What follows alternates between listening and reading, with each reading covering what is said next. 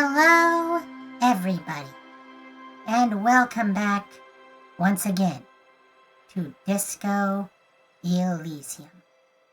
I am Wanda Wicks, she, her, and I'll let you know two things about this stream. First of all, this is likely going to be the penultimate stream of this game. If I had to guess, something could always go wrong, but we're probably looking at this stream and one more to finish out the game. Secondly, I'm gonna let you know the big plot thing that's about to happen. It won't be particularly scary or gross or violent, but there is going to be some, shall we say, emotionally taxing dialogue. So, prepare for that.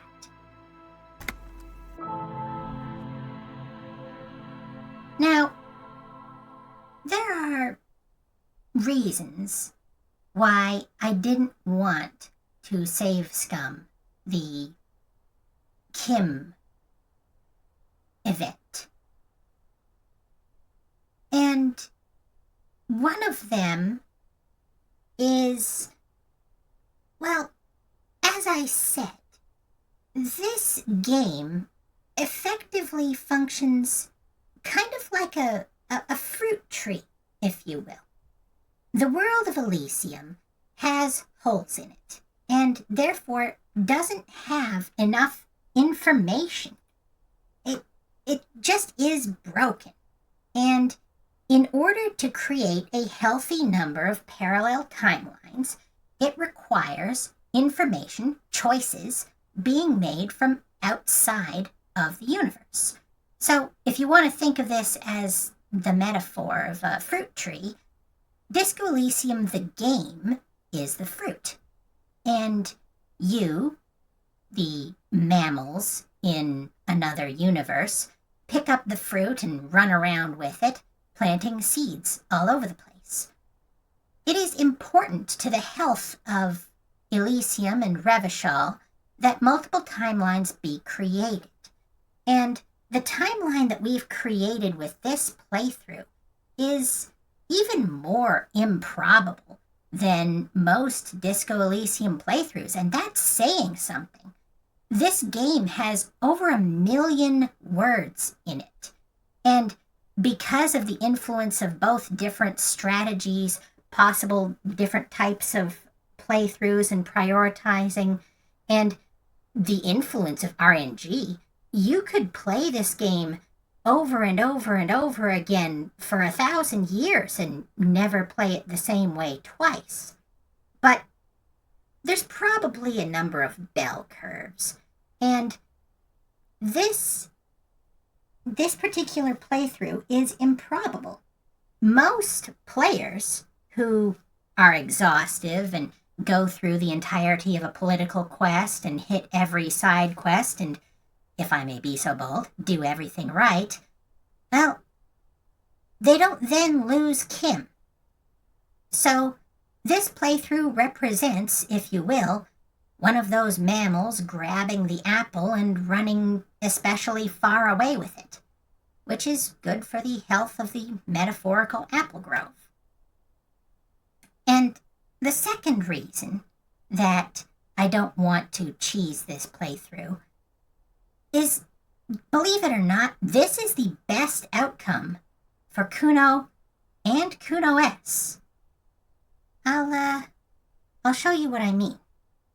But first, since we're coming towards the end of the game, there is something that I want to do for Harry. I've mentioned that I think Harry's portrait down in the lower left there is his self-image. He thinks he looks like that. But when he's actually looking in the mirror, well, he looks like this, which I think is a much more handsome portrait. That's a good-looking dude. And to be perfectly frank, even in his drunken, drugged-out state, he would have to be kind of good looking to pull off the charisma stuff he does. So, if only for just this stream, I'm gonna give Harry a little makeover down in the corner there. Let him finish this game out, showing the world his true face, even if he doesn't think that's what it is. Anyway, like I said, this is the best possible outcome for both Kuno and Kuno S, and let's find out why that is. A red thread runs... No, wrong thing. Kuno, could you stop standing near the window? Talk to Kuno. Hi, Kuno. I've had these weird shakes recently, and something like visions sounds familiar? Totally, Pig. Kuno's in the same shit every time he's coming off speed. You need to medicate that shit. No, it's more than that. It's like the city is speaking to me. Kuno's not into that hallucinogenic shit. That's for pussies. No, I don't think it's actually drug-related.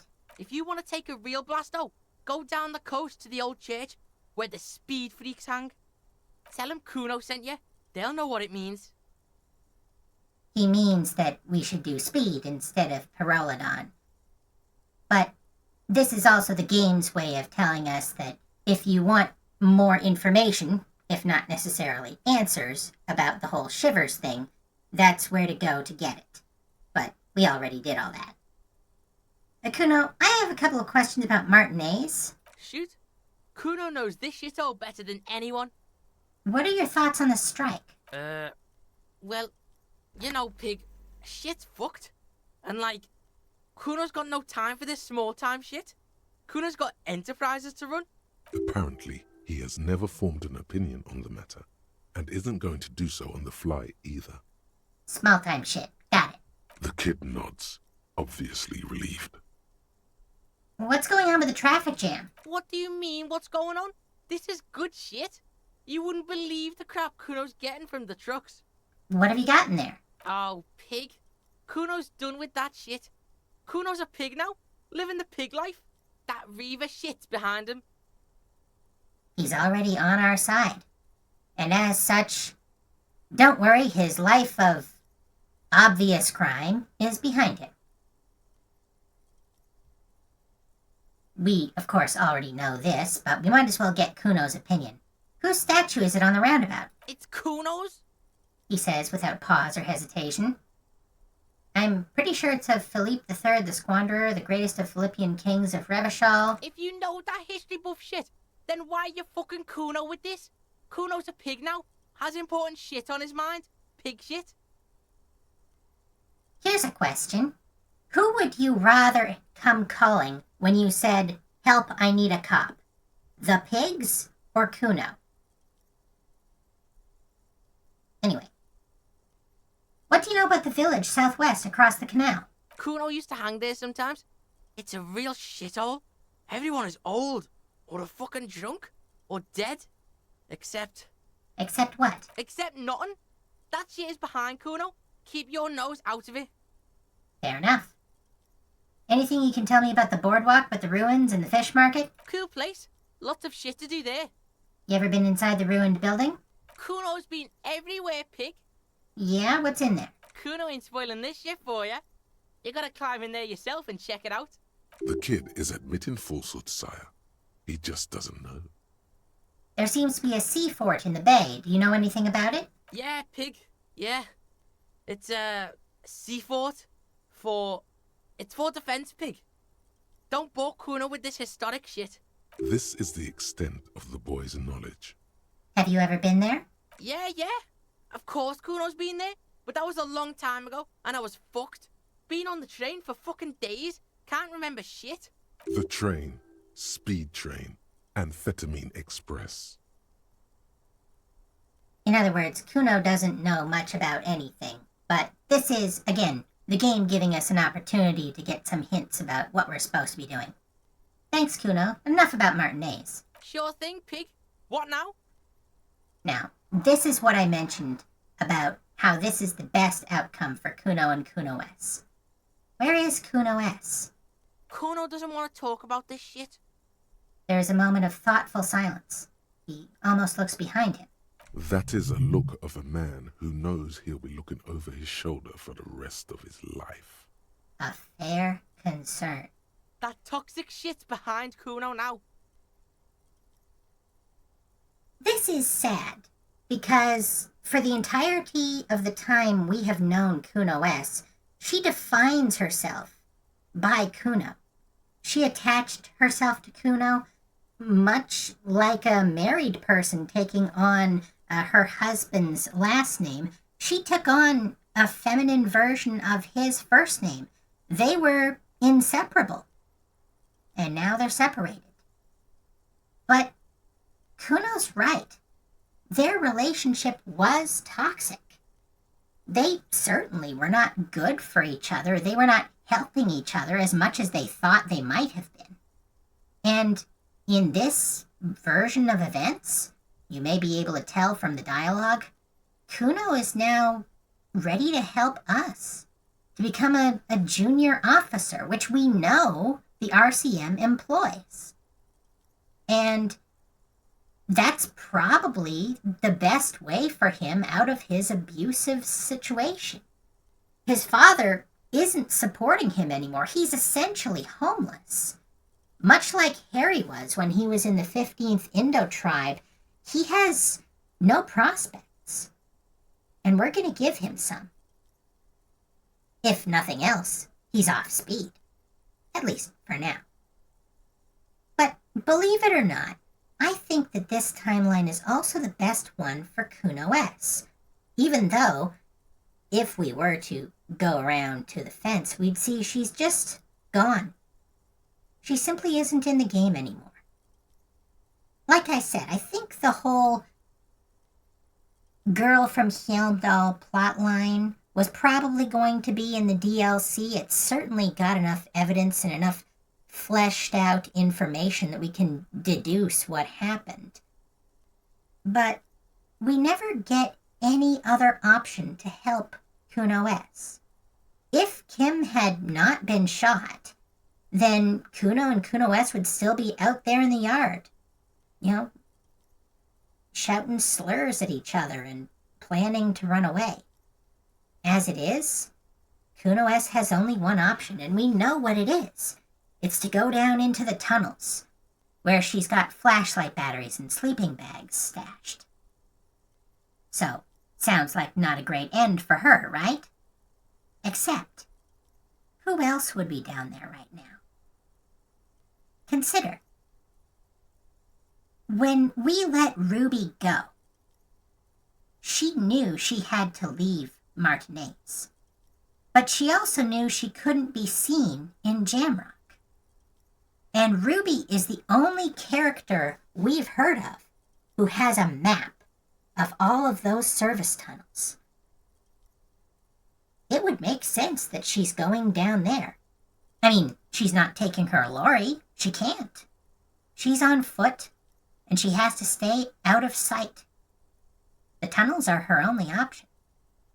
And if you think it's improbable that the two of them would meet up down there, well, remember why Kuno S was picked to be the girl from Helmdall in the first place. She has a loud and distinctive voice. A voice that Ruby would recognize. If, again, I'm right about, Ruby being the one who got her out of that snuff station in the first place. I like to think that they'd be good for each other. Neither of them are going to be okay alone. But together, they just might stand a chance. And this is the best shot for both of them, quite frankly. Anyway, let's move on. What happened to your art thing? Locust City. Kuno dropped that art shit because Kuno's fucking poor and has shit for brains. You better not make Kuno fucking cry about his art shit, okay? Change the subject. Kuno doesn't do that shit no more. Fuck that shit. Fuck everything. He's disappointed that in abandoning his art project. He thinks he won't be creative. He thinks he won't be special. He's going to be a cop now. But I got good news, Kuno. It's possible to be an artist and a cop. You could paint something beautiful is going to happen on a wall. Let's move.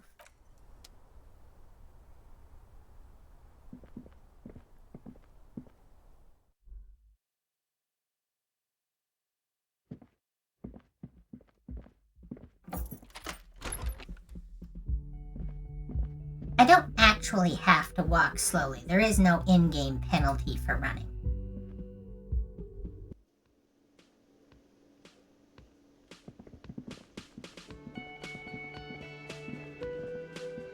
Hi, Gert. Oh, you're up. It's good to see you back on your feet. Did you like your room? I cleaned it for you. Fucking cleaned it. He hisses something under his breath. What a dick, dancing around in his maid uniform. I'm not going to call him out on saying that. I did, thank you. Big improvement. You're welcome. I thought it would be nice for you to wake up in a clean place after you, let's be fair, defended this establishment and its clientele from gunfire. You don't know what would have happened, but I, the player, do. And quite frankly, I saved quite a lot of lives. You're welcome. I give credit where credit is due, and that, sir, was a nice shot. I was watching until you hit him. Crawled inside then. Bullets started flying. Anyway, I hope at least your partner is recovering quickly. Also, you're staying here for free now. That's right, this establishment supports cops. The stay is free, the drinks are not. Just felt I needed to specify that. Where did everyone go? Oh, you know, people don't tend to stick around after shootouts. Turns out they're not good for business. Now, you'll remember our partner, Jean Vicmer, was sitting here in a blonde wig, refusing to identify himself to us. What happened to the man with the sunglasses? I don't remember everyone who comes here, and many people wear sunglasses inside lately. Must be a fad. That might possibly be a nod to the fact that more times than not, your character would be wearing sunglasses because you get sunglasses. Okay, so I have to mention, when it happened, you were right out there on the balcony. Yeah, I was, yeah. That's because I'm a badass. He nods, trying to remain aloof. Yeah, I guess you are a badass. Actually, no. We're gonna nod stoically. No need for words. He nods back at you, even more stoically. Just two badass men nodding stoically. Make that three. Kuno is nodding too, hands crossed. I like that this is universal. That's the same thing Kim does, if you choose that option. And you have three men nodding stoically. Men, what are you gonna do? Alright, thanks.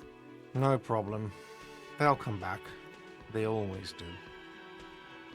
Goodbye. Smoker on the balcony. Hi again, Gendarme.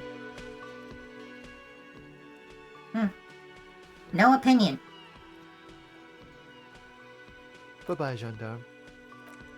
There's truly nothing more to do with him. We've exhausted his plotline. Hi, Titus. Seeing you approach, the bruised man raises his bear in welcome. Careful. Looks like we got a situation here. He gives you a knowing nod. Those guys are what Kuno calls the army. They think they're a big deal around here. Crazy motherfuckers. Didn't think you had that fury in you, but I guess I've misjudged a lot of people lately. much like the late Rene Arnaud, he might not respect us ideologically or politically, but he respects aggression. That was one hell of a shot. Hell of a shot. The fucks did not expect that. He looks at you with unmistakable respect. I guess what I'm trying to say here is, thank you for intervening, Capo. That was mighty brave of you. He extends his hand. Situation diffused. He declares with undue authority. He's so proud of himself. You're tempted to believe that he just diffused the situation.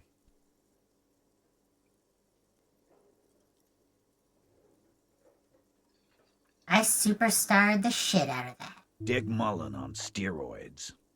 Glenn would have liked you had he gotten to... Never mind. Had he gotten to know us. But, like I said, Glenn dies in every timeline. I'm sorry about the people you lost. Dio was old. I think he'd be pretty happy with the way he went. Never could imagine him withering away on a sickbed. But Angus... he was just a stupid kid. Didn't realize the mess he'd gotten into. Trusted me. Still, the balls on that kid. Went down fighting for someone else's shit like a fat, angry bear. And Glenn was my friend. Best I've ever had. I love that crazy homo like my own brother. We're all fucked without him. But what do? This job is shit. Hold on, where's that Shanky fella? Dennis, that poor little rat is dead too. I always thought he'd run. But no, he stayed. Stupid, brave fella.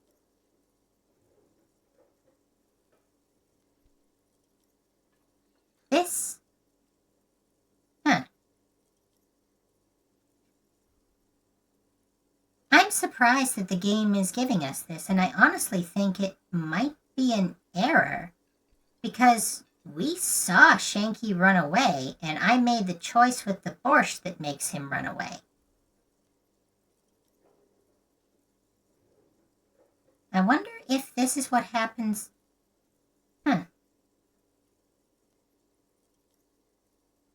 How strange. Well, at least Titus is okay. This is getting dark. Let's talk about happy stuff. Sure, Capo. Puppies and daisies, shoot. Like I said, this is an unusual playthrough. I think the game might not be anticipating what I'm doing. What's going to happen to the Hardy Boys now? I guess I'll take a closer look at our union members. There's bound to be some ambitious fellows there who'd love nothing more than advancing social democracy by busting some heads. Might even ask Tibbs if he's tired of replacing windows, and maybe wants to have some fun with his brother. Anyway, don't you worry. As long as Titus Hardy's standing, there will be Hardy Boys. He's right. The numbers are replaceable. In an organization of thousands of men, there are plenty who'd join. You know what happened to Klaja? Don't know. Don't care. I'll be glad if I never see that fucking woman again. Titus, after all we've been through, level with me. You really liked her, didn't you? Nope. He did. Okay, got it. He nods and takes another sip of whiskey. Any idea what I should do now? Judging by the sight of you, I'd suggest crawling into bed with a bottle of whiskey in one hand and a big tit in the other. Yeah, go pay Monica visiting Janro. She's got a knack for making men forget about their worries. Biggest pair of milkers in all Rebacho. Keep coming back to Monica's titties. I'll go pay your partner a visit in the hospital. I hear he got shot up pretty bad. We don't have time for that grief shit. Kun and Pig are gunning it. We got a case to solve. Kuno's quite right. Although Monica's titties and Kim in a hospital bed do canonically exist, we don't have the option to go see him. Kun? And what the fuck now? He stares at Kuno, scratching his head. Easy, E. Let the kid be. This is a day of mourning, and I don't want it turned into a joke. You chasing the kid around, the kid calling you a fucktard. We don't need that shit. There's another weird error, although I think that's more of a voice recording mistake that they just kept in.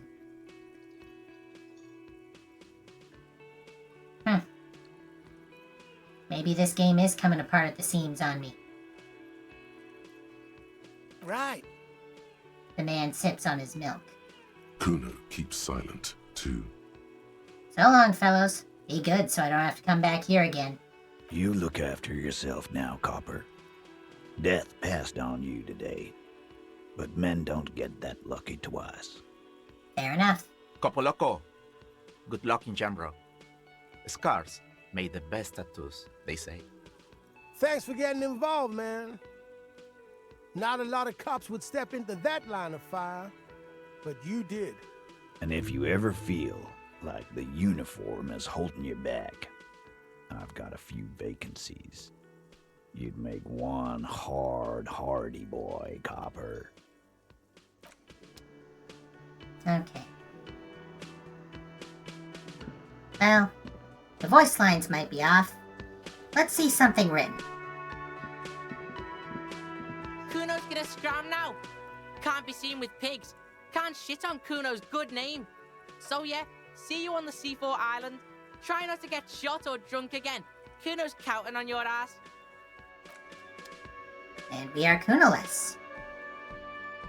We'll meet up with him again.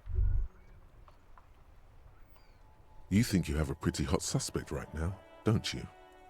That Ruby of yours? Again, this is out of sequence. I don't need this criticism right now. This chapter is literally closed. Anyway.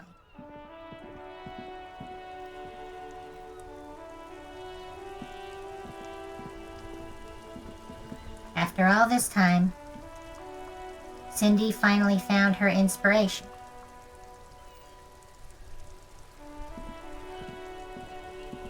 The graffito has been painted over the traces of the fight that took place here. It smells of blood and heavy fuel oil. This gives us the translation. One day I will return to your side. Now, what might be lost in translation is that this conjugation, sarai, is older. It's not a current usage of the verb. Sort of like Shakespeare, eth and dost and whatnot. But yeah, it's a classy way of saying, one day I will return to your side. Now we know that this kind of areograffito, giant letters on a flat surface pointing up especially, are usually aimed at the Coalition warships. What does this mean in that context, do you think? Is Cindy speaking on behalf of Martinez, or perhaps on behalf of Revachol itself, telling the rest of the civilized world that someday Revachol will rise again out of its third world status and stand shoulder to shoulder with Messina and Grad? Or perhaps that one day it will dominate the world again? Or perhaps it's something more universal, more human. That one day, in this life or the next, the alienation that separates different types of people will fade away. This was Cindy the Skull. Looks like Cindy the Skull finally found the words for her masterpiece. The red-dyed fuel oil glistens. This was painted very recently. I smell heavy fuel oil. And blood. Some of it may even be yours. Looks like a giant mop was used to turn it into lettering. Cop fuel oil and cop blood. Heavy fuel oil. Isn't that flammable? Thank you, signature skill. The Coalition warships might not have spotted this yet. Let's give them something to look at. set the graffito on fire with a lit cigarette. The fuel oil catches fire immediately with an ominous hiss. A bright orange flash across the surface of the letters. Black smoke rises from the burning message. God, I'm on my way. The flames warm your face. Then, a gust of cold wind, and the fire falters. It's time to go to the island. Slowly, the flames subside, the fuel burning out. The air still smells of mazout and springtime. And now, that red dye is baked into the ceramic of the mosaic.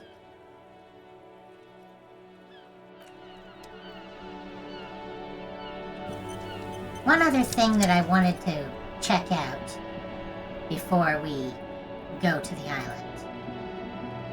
You may remember all the way back in episode 3 of this stream, we heard another voice line out of sequence. Now let's hear it in sequence.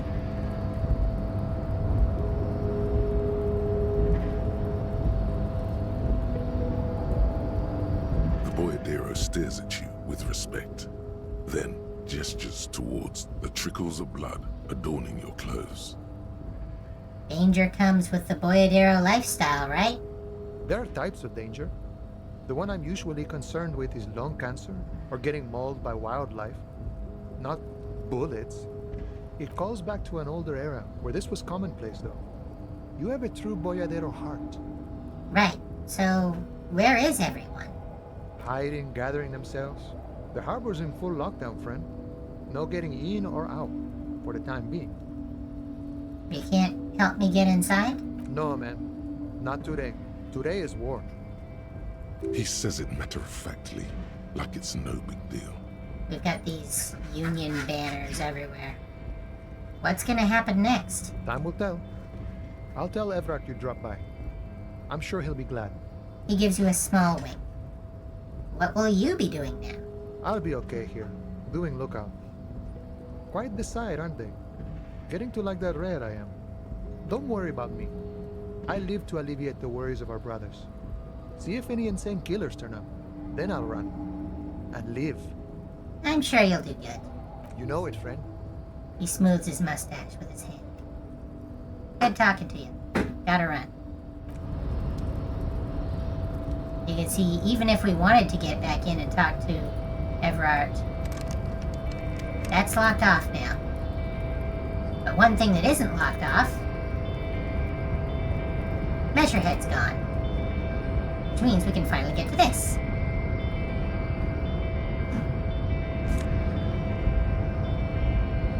$1.10.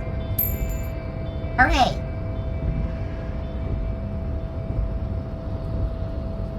But yeah, take a look at this decor.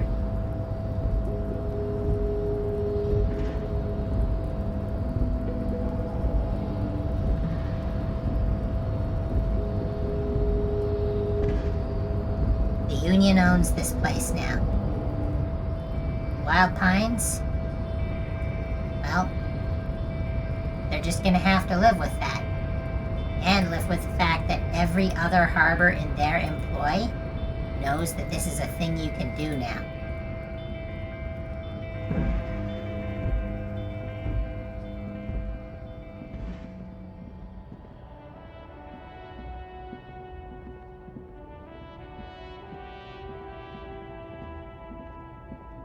We already saw the communists have defaced the statue to advertise their reading group. Tommy's still here. Hi, Tommy. My man, you're alive. Almost. Kind of. Sort of alive? Alive and limping. Man, what a day. I missed out on most of the action, but I heard it was quite the encounter. Had a strong sense of finality to it. So what's next? You heading back to Jamrock now? Talker's local union muscle were behind it all. I'd reckon the case is closed, even if it kind of turned into a shit show. I'm still looking around. Loose threads to tie up. Good luck with that, my man. Ain't easy being you. But hey, you're still breathing, right? I met the lady driver in my investigation. She's called Ruby. Okay. He seems a little apprehensive. Is it wise to share information about the case like this, sire? Let's assuage Tommy's worries. He cares about his friend. I let her go. She didn't do anything. Woof. Good on her. And good on you, too, my man. That's He looks for the words. merciful. Downright merciful. You cops keep exercising that muscle, and people will be more willing to cooperate, you know. It's true. A big part of policing is PR. You can win a war on crime, but you can't win a war on Revachol. Nor should you. That's all for now. Bye. I'm not gonna bother with this.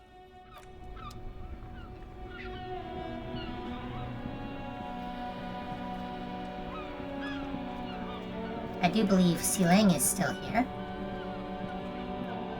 Yes, there he is. Wow! Wow, what? A cop limping down the street, bleeding from the shoulder, face bruised, looking like hell? You know what that is?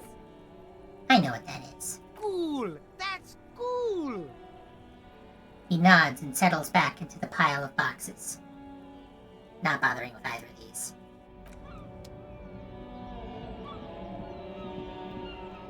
Keep working our way along here. Might as well talk to Roy.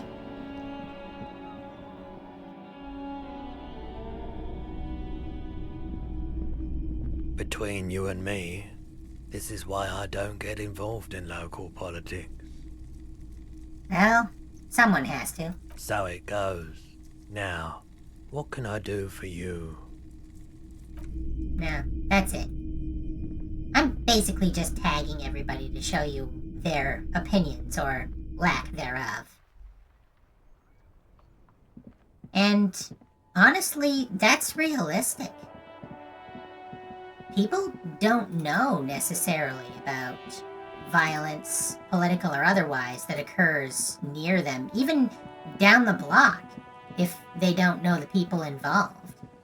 It's not unlikely that they would simply stay out of it.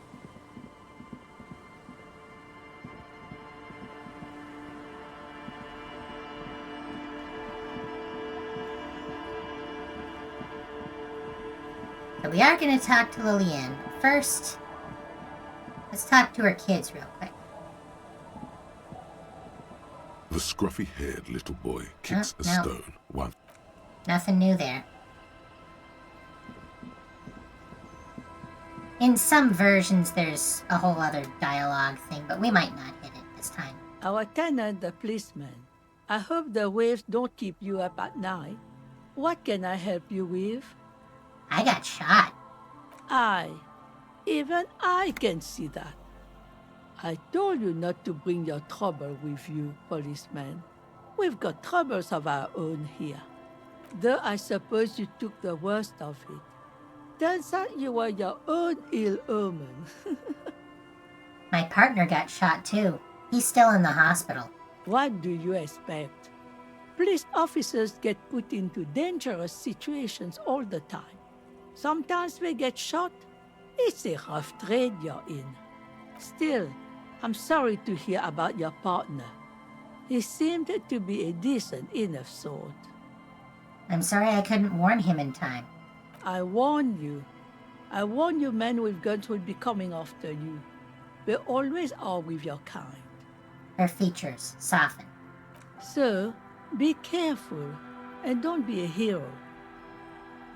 Odd thing to say to the protagonist of a video game. I'm off. At this point in the game, there are really only 3 questions left to answer. As I said, this game is about reflections, hence the metaphor of the disco ball. Mirrors in all directions, showing us different angles on ourselves and different angles on the world. Given how fast Harry has been recovering from his amnesia. I mean, we got quite a lot of ability boosts over the course of only a week. It's reasonable to suspect that we're just not necessarily learning and growing, but healing. That before his amnesiac blankout, Harry might have had 6s in all of his stats. And we're just now coming back to the person that we used to be. And our choices in how we level up determine what type of person we want to be. We need to answer 3 questions, as I said. Who are we? What is the world that we are in? And where are we going? And the way to determine where we're going when the game is ending and we know we can no longer direct Harry is to look at his trajectory. To look at where he's been, where we've been, and the angle that we've set him on. But like I said, the first question is who are we? That's the first thing we're going to find on the island.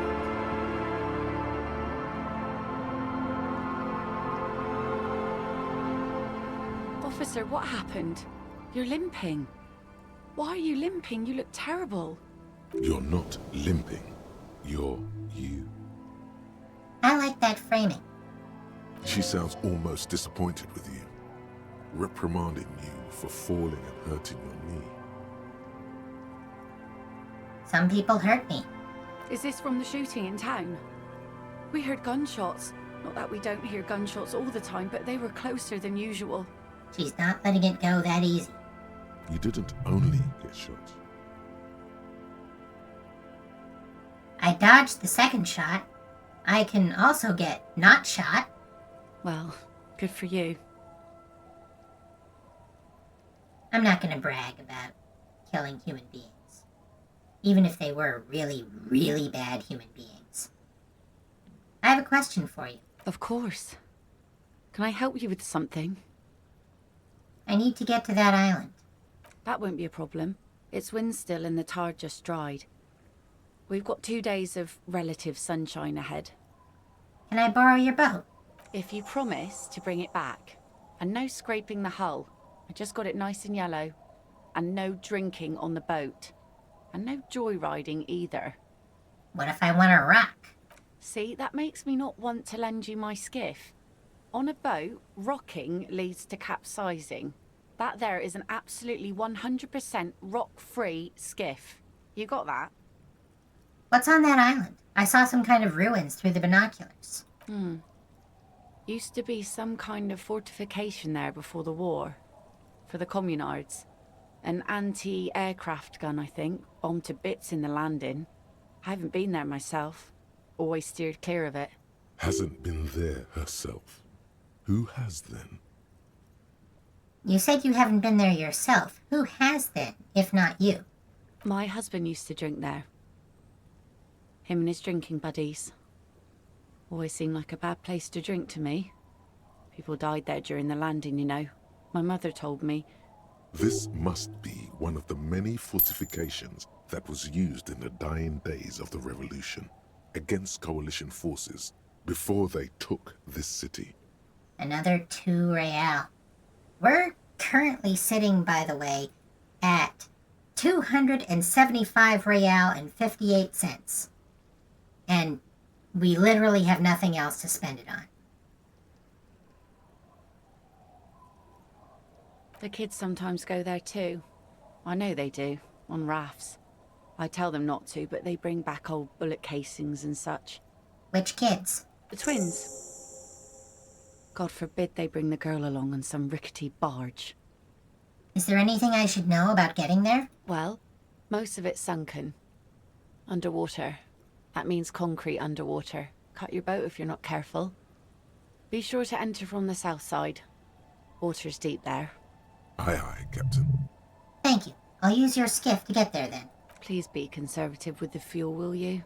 Just filled her up, but it's a small tank. I'll be seeing you. Alright.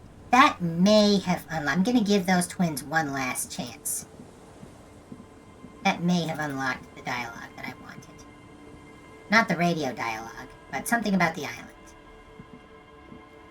The scruffy-haired little boy kicks a There it stone is. while the other watches him do it. Okay, kids, you've been to that island, right? On that island? The one who's busy kicking his stone points to the bay. Yes, that one. I need to know what's there.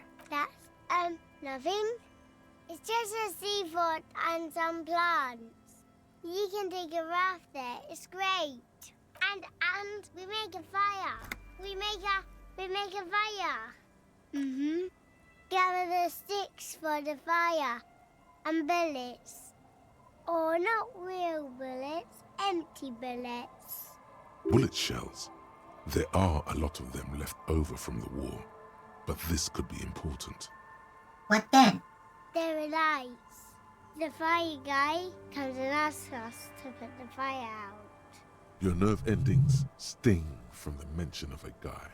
They must mean a human being on that island, but it's cut off. Someone lives on the island? No. Yes. Why is he the fire guy? Because The boy pauses to think. he asks to put the fire out. Why does he ask you to put the fire out? I don't know. He doesn't like it. He doesn't like people to be there. You shouldn't go. Yes. The other one adds laconically, standing with his hands glued to his sides like a little tin soldier. Because he doesn't want to be found. Smoke traces. You mentioned something about lights? I don't know. Is there anything else you can tell me about this guy? Age? Does he live there? No, he doesn't live there. I don't think. No, he lives there. Been there twice, 2 times. He doesn't live there. He isn't there sometimes. Anything else? What does this guy look like? I don't know. How come? We ran. He just yelled we shouldn't be there. Your father used to go to that island too, didn't he? Our father killed himself. Don't say that, he didn't. His brother punches him. The boy's eyes well up like he's about to start crying. Your father did not kill himself. I don't know. The boy who made the claim finds himself unsure of it. He looks around. Doesn't even have anything to do with this, you. Father isn't the fire guy. The two things are unconnected. Your question didn't make sense. Is that all you know? Is there anything more you can tell me about the island? There's The boy says, rubbing his eyes. It's clear that he has no intention of finishing the sentence. Bye, kids. Take care.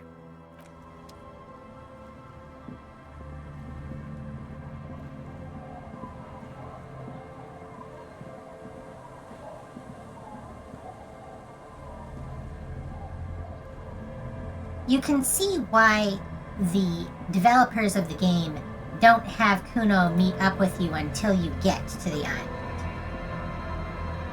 If Kuno had been there for all of those pieces of dialogue, they would have had to mod in a bunch of extra lines.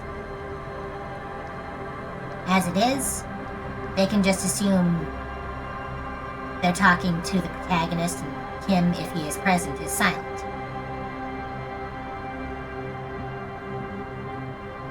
A skiff with a small steering engine in the back floats on the calm mirror of the sea. Its 2 seats are empty.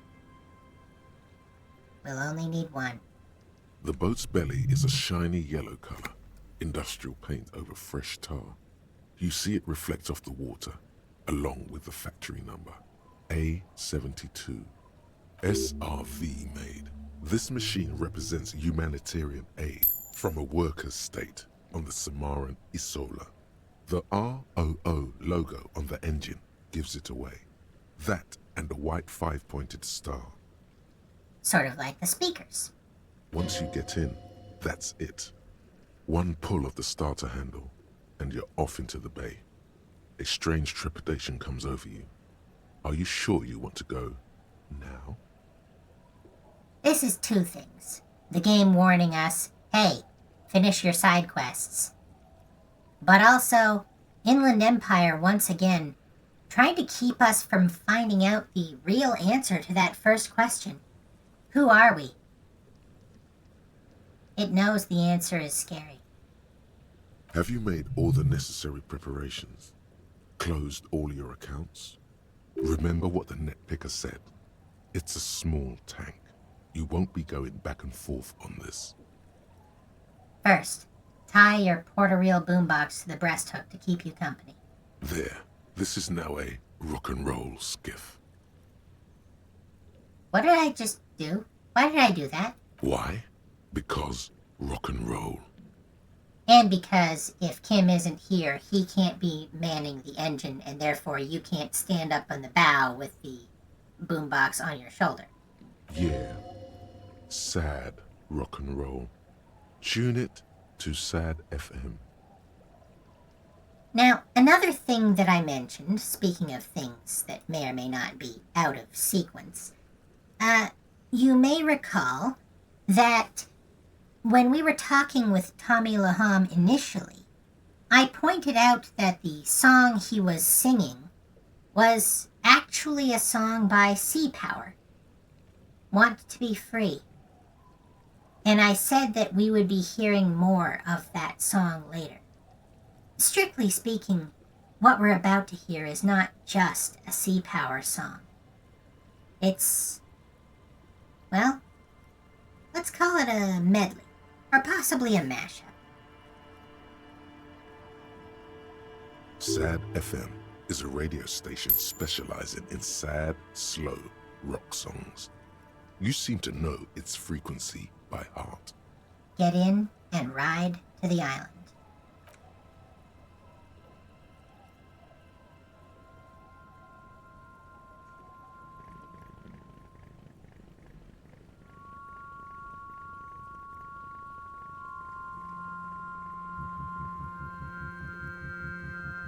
Want to be free. Want to be free. It will last forever.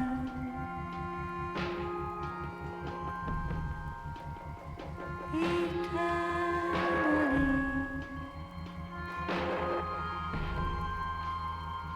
Want to be free. Want to be free. It will last forever.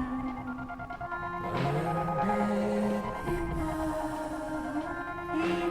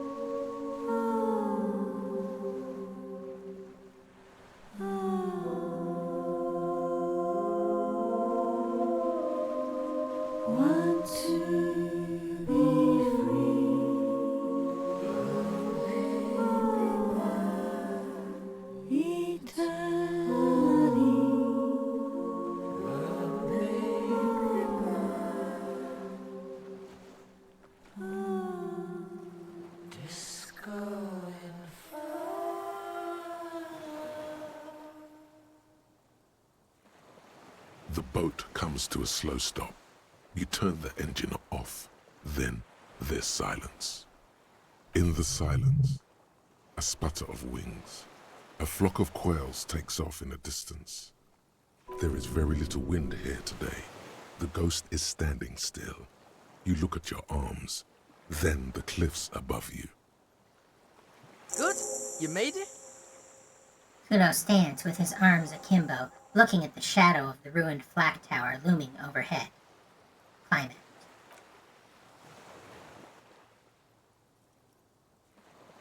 And Kuno has rejoined the party. I mapped the place out, and it looks like both of us aren't gonna make it. This is Death Island, the Hellmore. He wipes snot from his nose. What the hell are you talking about? I don't know. He throws his hands in the air. Maybe Kuno's just pessimistic because of the massive speed hangover. I did scout the place out. I can fill you in. The kid turns away from you, cautiously looking to his left and right. He's on the edge. He hasn't been here before, either.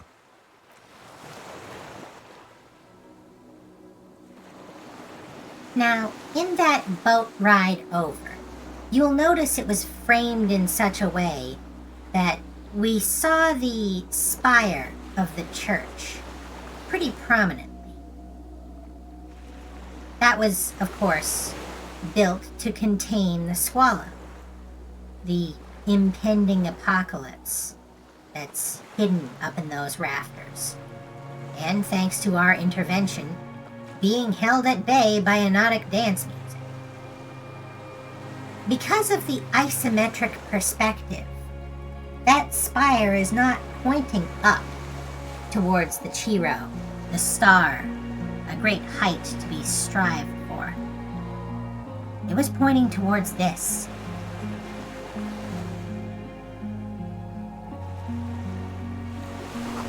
A makeshift bridge. The bombs were powerful enough to break the foundation. The rusted chain trails off into the ocean. The chain trails off into the ocean, connecting the island to the supply depot on the coast. This leads to the depot in Land's End.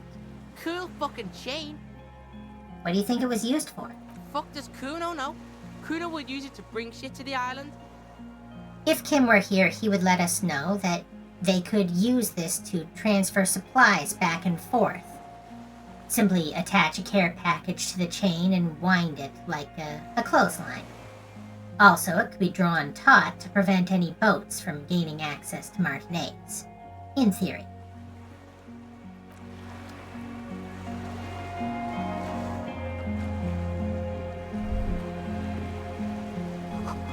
These stairs feel ancient.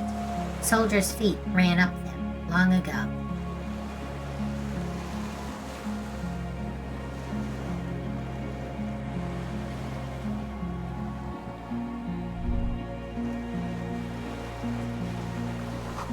Some fuel is leaked out of the barrel. Black, viscous. There's a lingering trace of mazout in the air. Attention, inflammable.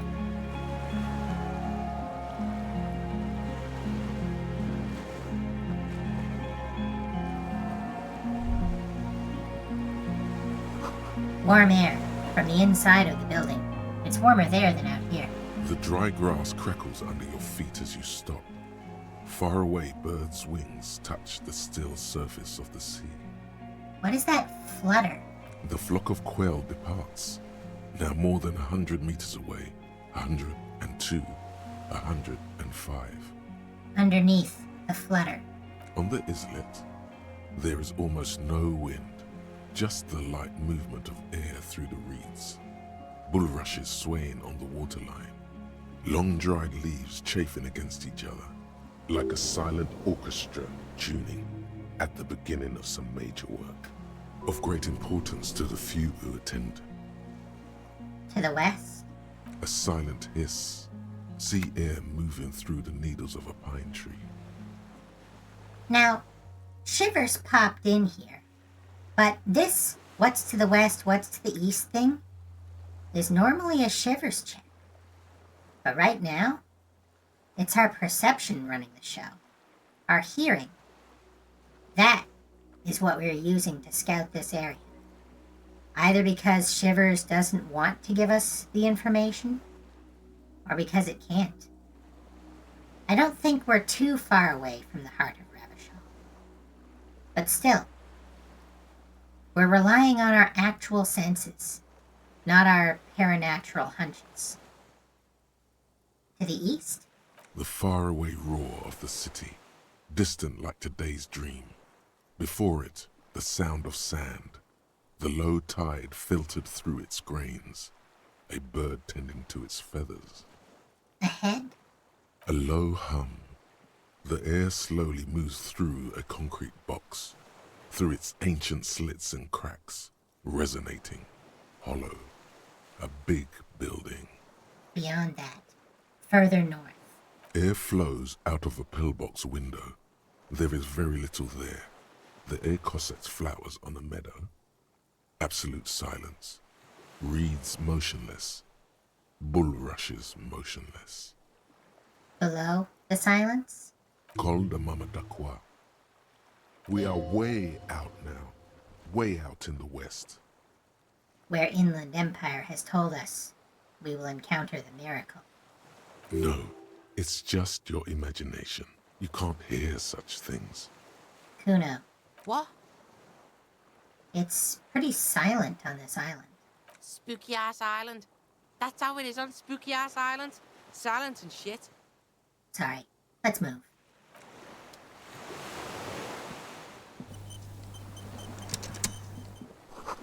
This barrel says ICM. You see a star with little specks in it. This is another thing that Kim would inform us about if he were here. The ICM, aka the Citizens Army, the communist army that overthrew the suzerain. It is actually the precursor to the RCM. Even though the RCM only gains its authority from the force of the moral intern, the reason the moral intern don't actually like us, on some level, we're the remnants of that white army that challenged the world order in the first place.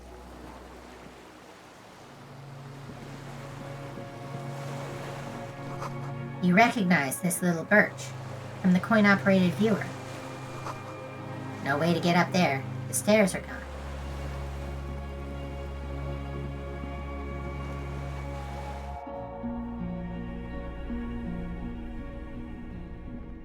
Look at this mechanism.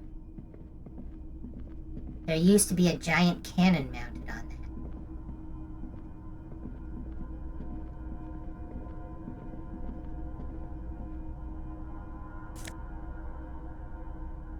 The fallen arrower shirt.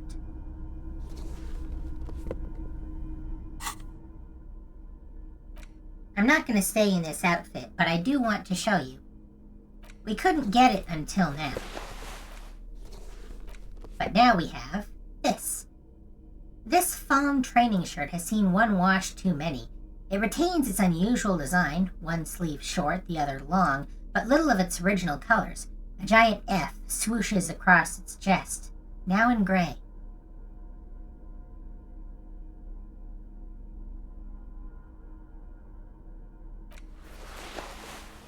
There we go. A matching outfit.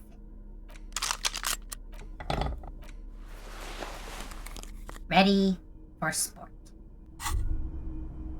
Oh, glorious Folnir, you wear the full set like a true-born hero. The ultimate performance of fun flows in you.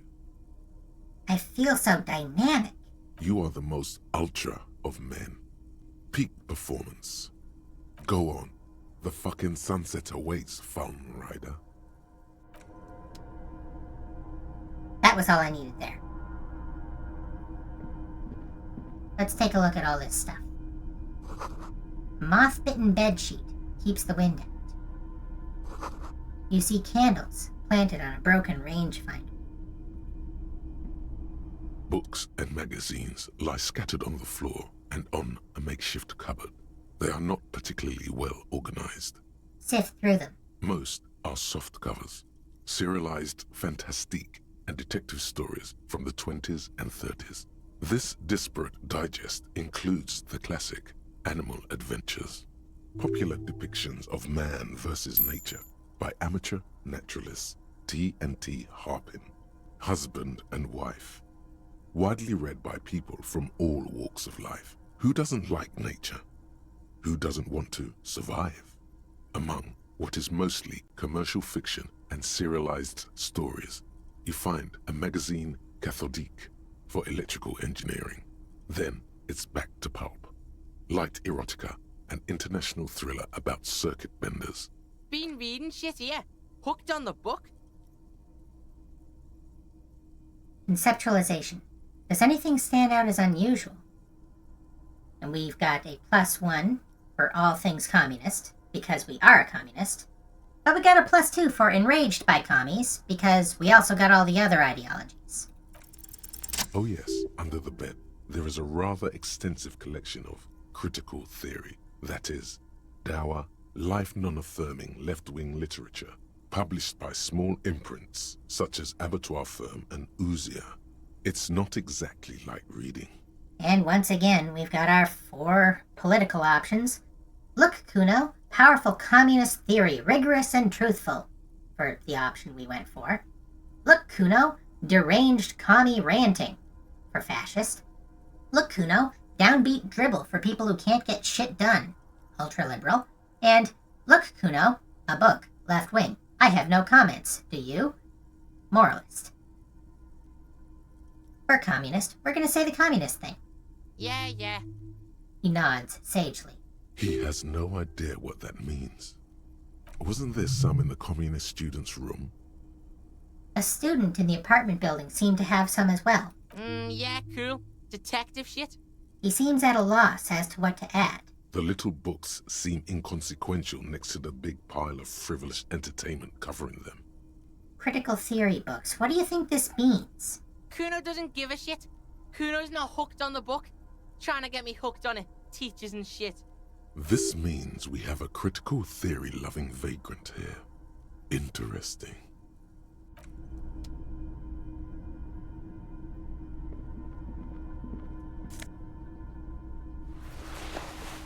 Army surplus winter scarf. +2 to empathy. Plight of the underclass. -1 to composure. Sucks to be poor. This towy old scarf itches when wrapped around the neck. It has humanitarian aid written all over it. Yet you know that thousands all over the Isla are suffering the same fate as you. The fate of uncomfortable army surplus scarves.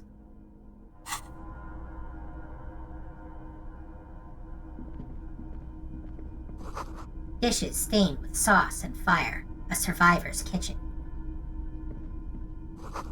Books, mostly fantastique and historical fiction. Someone's been keeping Plaisance in business. Note: Comrade Mazov. This great blast door must weigh over 10 tons. Rust peels off it. You see a small metal door nested inside a larger one. A heavy steel blast door. There is a conventional keyhole above the handle. It's very small. What's on the other side? Another part of Death Island. Some secret hidden shit Kuno thinks. Important shit. The chances of there being important shit there are rather high, yes. How do we open this? Kuno don't know how to pick this lock. This one's military shit. He looks at the door, then at its bigger brother, then at the lock.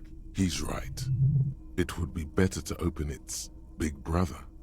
A powerful engine hangs beneath the ceiling. It must control the blast door. You're right. We open the big one. Do you see controls somewhere? Yeah, the console over there. Yeah. Let's get this big shit open. Alright.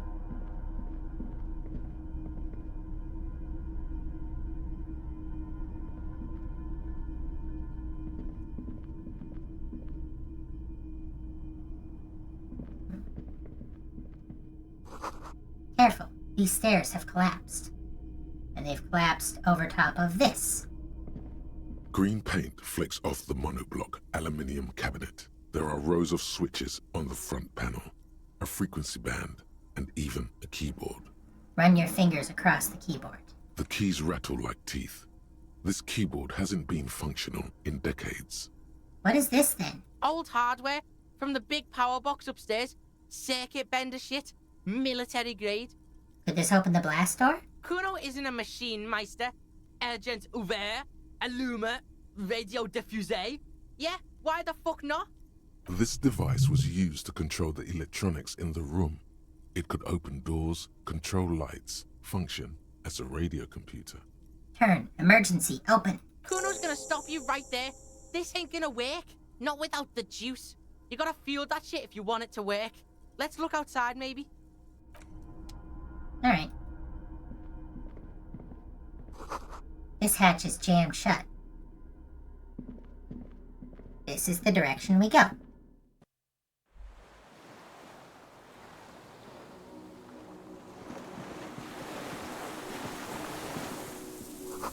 It must have been a direct hit to take out such a huge chunk.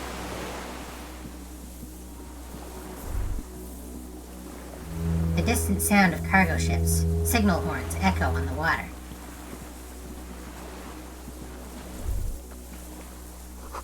The reeds sway strangely. No, it's nothing.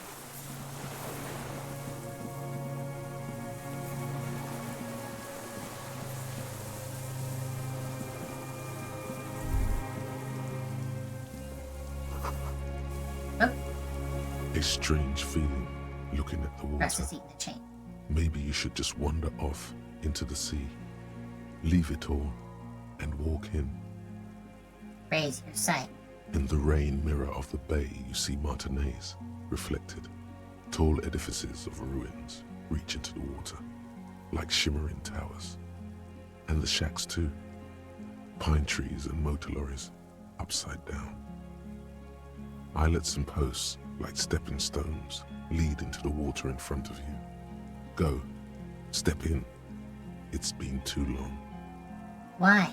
Perhaps there's someone there, under the water, waiting for you. Where it has always been.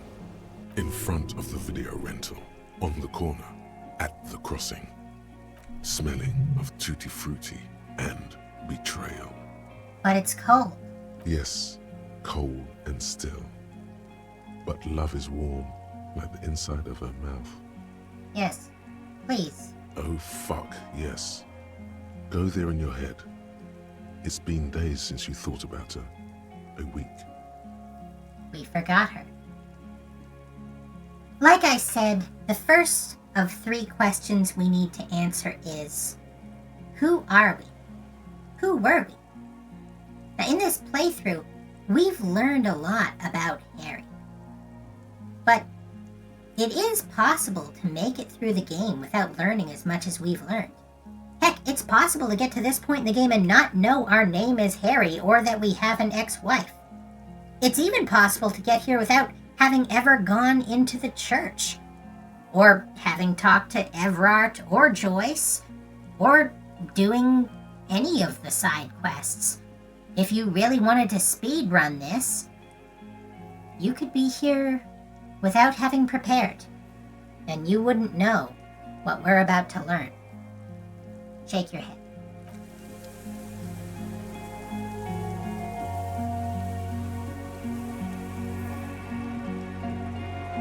We can't walk into the ocean. Not yet.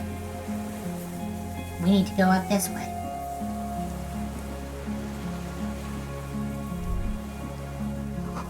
The pain in your pelvis makes you wince, then you continue.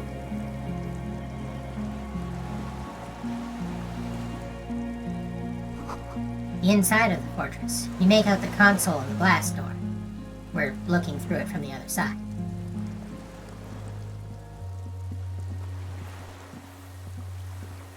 Oh, if you're gonna go all the way around, don't bother.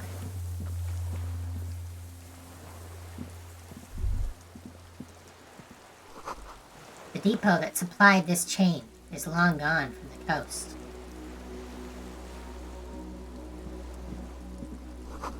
A weathered artillery map showing coordinates in the Bay of Revachol.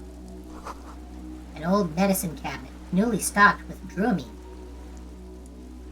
Now look at this design here. 2 slits, like eyes.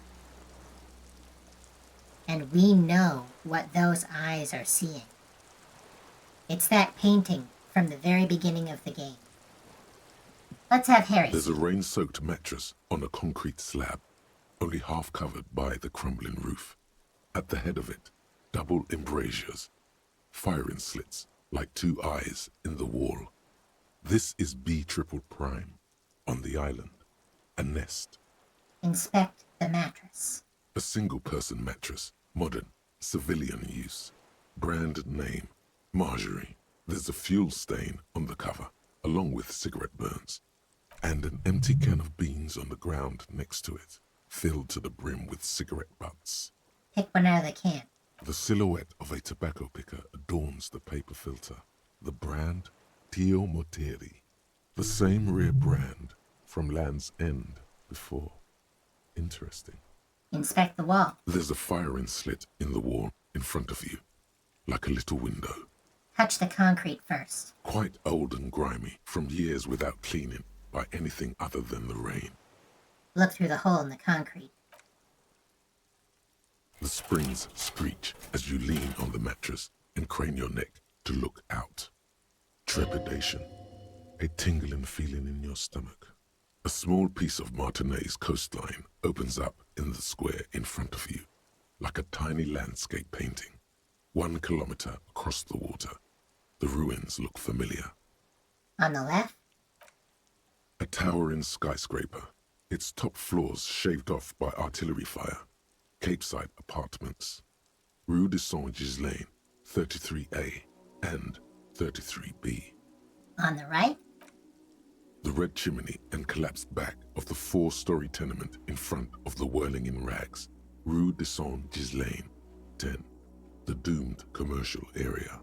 And between the two? The box-shaped silhouette of the whirling in rags. You see a small fleck of white on the rooftop. The upstairs window of Clausia's room, in the rain, reflecting light. Motherfucker. Motherfucker! You see in the window or not? More than that. Kuno, with a pair of binoculars, I would be able to see inside the room. Kuno fucking knew it. This is a sniper's nest, right? Fucking assassin action. Kuno barely understands what's happening, but he likes the shit out of it. Could the shooter still be here? Where? On this island? Right fucking on. He stops. A shudder. Let's get a move on. We're out in the open here. Turn away. But of course, the game makes us come out here so we can get this. Fuel canister. And while we're at it, steal some health and 20 cents. I do like that, just like every other item, this gives us a price. It's 48 real and 86 cents. We literally have nothing to do with that information. There is no ability to sell it. By the time we get back to the mainland, spoiler, the game will be over. There is still some fuel in this battered canister, a liter or 2. The metal looks decades old. The logo of the automotive manufacturer LUM has faded on the side.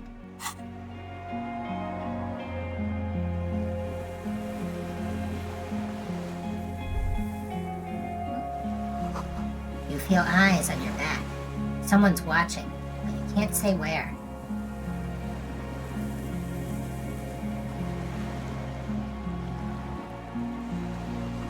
A firing slit. You can't see inside.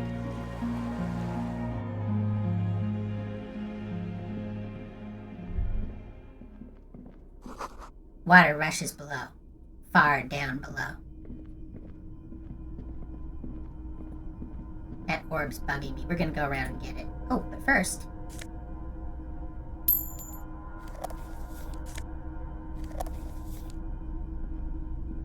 giving us some healing items, just in case the player wasn't bright enough to grab it.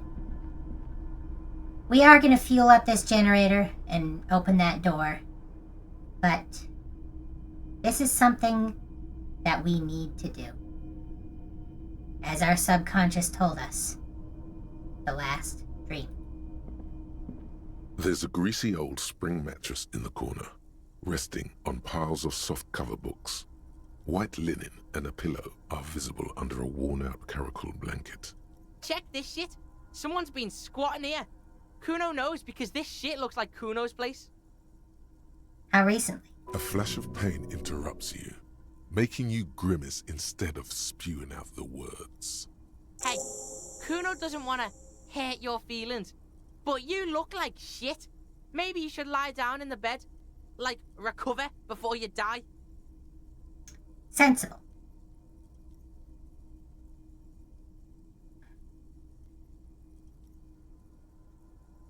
When we first woke up, and for at least the first 2 nights of the game, we were in a bedroom in the Whirlington Ranks.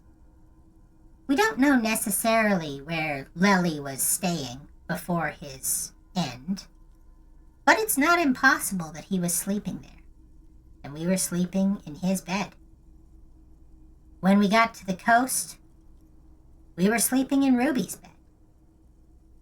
Now, we're going to share a bed with whoever or whatever made that shot. Maybe a little shut-eye. Just an hour. You face the concrete wall. There's less light there, in the dark corner. Like a dog, you lie there. Curl up with your knees close to your chest. The blanket feels cold. The entire room does. Concrete and cold. Minutes pass. Half an hour maybe. The sounds of the sea beyond grow distant. Your eyelids close. Until you feel yourself standing up in the darkness, right next to the mattress. Slowly, the world begins to hatch from the blackness. It's evening. Sleep.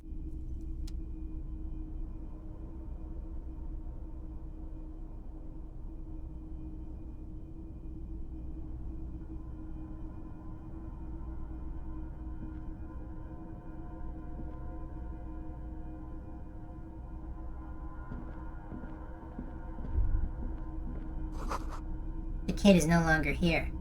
Go outside to the beach.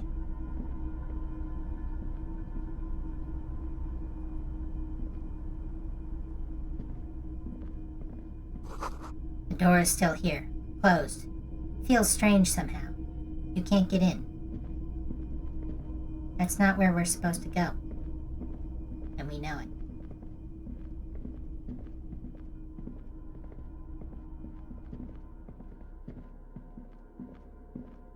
Inland Empire is guiding us now.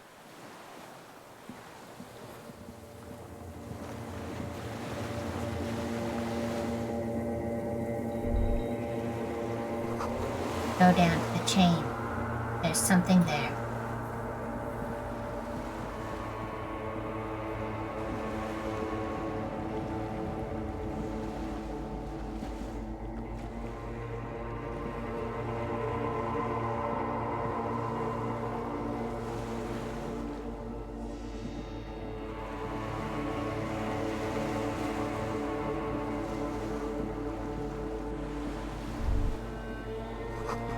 Now do it.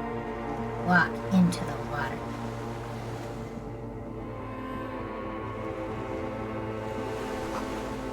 You see her footprints on the water.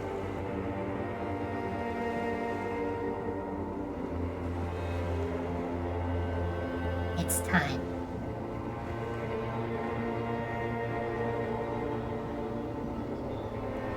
Dolores Day, the innocence of humanism, internationalism, and the welfare state turns around to face you. She has an airship airbag in her hand. She seems to be in a hurry. Off to advise the Queen of Shest, most likely. This is the Holy Suzerain of Mwindi and Insulinda. Definitely not your wife. You need to talk to her. Think of the historical knowledge you could glean. I don't know, man. What is the Holy Suzerain doing here? Something seems off. Hey, Hey, how are you doing? I'm doing really good, actually. Both professionally and romantically. I've come to a fulfilling and peaceful period in my life. Well, how are you doing, Harry? I'm in my head. I miss you. Well, I'm in my head too. We're all in our heads. Do you miss me there? Sometimes. Not as often as I used to. So much time has passed. More than it seems here. She stares at her feet. Zebra stripes on the intersection. The lights of the video rental glow in her hair. This is, of course, where they used to live. The video store on Voyager Road. It's not his home anymore. This is everything I always warned you about. Where are you going? I'm going to Morova. To live there, in Grad. It's 1 million kilometers away, Harry. Might as well be another lifetime. Something is off. I'm sorry. I was heading to the aerodrome. I just don't have time to... She stops mid-sentence, glances to her right, then looks at her bag. What's in the bag? Just my scepter, my globe cruciger, a spare silk gown, a toothbrush, travel documents, the crown of immortality. Crown of immortality? Aren't you already wearing one? Oh, this. She corrects the wreath on her forehead. This is just a wreath. The crown of immortality is made of rarefied light, mana and raw palladium. It was passed on to me by the rulers of late antiquity. She looks at the suitcase, not knowing what more to say. Then, over her shoulder. Anyway. Can you stay for a moment? We need to talk. We need to have one more massive, epic showdown. No, Harry. No. I don't want a massive, epic showdown. I want to go to the aerodrome. I have tickets for the 10:20 flight to Morova. Really. We don't have anything to talk about anymore. Every combination of words has been played out. The atoms don't form us anymore. Us. Our love. Our unborn daughters. It's all gone. I have to go to the aerodrome. I have to leave Revachol and you. And you have to be alone. In hell. Forever. That's just the way it is. In much the same way that Harry has held on to the memory of Dora for so long that it's become merged with Dolores Day, this is probably not an accurate picture of what the real woman herself would tell him. Even at her most bitter, I don't think she would tell him that he has to live in hell forever. Oh God, whatever you do, don't try to kiss her yet. Not after that. You're still reeling. You'll fall over if you try now. I bought you this figurine of a headless fallen rider. I don't want it. It looks expensive. I don't want it. I thought you liked figurines. I thought the figurines were for getting you back. That's not what figurines do, Harry. But then the figurines don't do anything. She looks at the headless found rider between your fingers and doesn't know what to say. The figurines don't do anything? Anything at all? But I thought the historic figure she had. She liked war games and figurines. Yes, I thought it would be good. Maybe this revolutionary figurine then? Maybe you can take this revolutionary figurine. It's got a little musket. No, please. Please don't give me anything. What about dice? I had some custom dice made in this place, a doomed commercial area. Harry, I don't want things. I want to go to the aerodrome. Yep, throughout the animal kingdom, it's a common strategy. Ooh, the female, with a display of your stuff. Doesn't work here. Nor will a mating dance or a song. Nothing's gonna work. But we're going through it anyway. Okay. I won't give you things then. I didn't ask for things. It's too late to give me anything. I would have liked these things a long time ago. The headless fallen rider especially. But now, only boring hell remains. Her crown of hair is aglow with the red of neon on the corner. Like this, she tramples her feet for warmth. It's getting really cold outside. But that's not a very good way for things to be. It's not. But But what? Tell me there's something good. I don't know why I said but. There is no but. That's it? That's it, yes. We've talked about it a million times. You will get over it, just like I did. People do. Things will get good for you again. Where in hell? Maybe. I think I've reached the end of the investigation. See? It just takes some time. For you, I think it'll take something like 20 years, maybe. It was hard for me, too. I used to think I couldn't live without you. She looks you straight in the eye. Her irises are light blue, flecked with green. But I can. 20 years. That's so much time. Yes. It only took me 1 year, maybe 2. Phew. She smiles and wipes her brow in relief. So you felt that way once? That you cannot live without me? Yes. But that time is gone now. So very gone. Okay then. Super okay. I still have other things I need to know. What other things? I've We've been through all the things, Harry. I've been reading books. I've got lots of new ideas about ideology and capital. That sounds nice, Harry, but I really don't want to argue about ideology with you right now.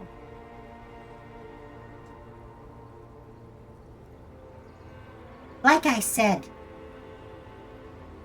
if our process of leveling up has in fact been healing back to what Harry once was, he could have been all of the things.